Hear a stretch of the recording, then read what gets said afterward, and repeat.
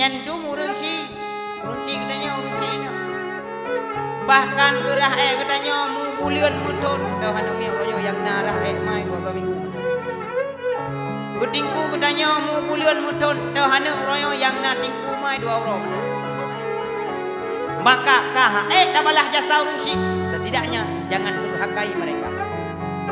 sebab yang kukun dengan durhaka akibat kon tidak ada nya kuliu kon tidak ada dulu je kubu arti durhaka dalam artian sederhana meriah-riah udep murah dapat mutepan yang utap uyap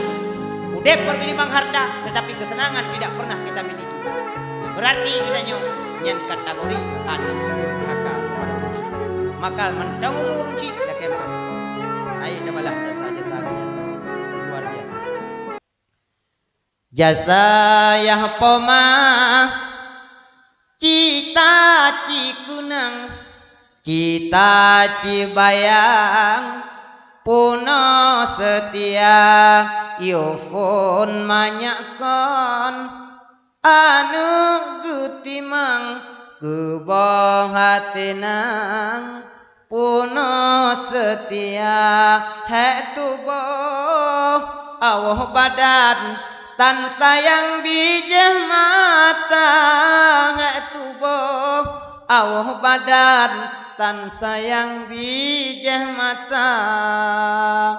si kurang bulan pama mengendong sosang netanggong dengan derita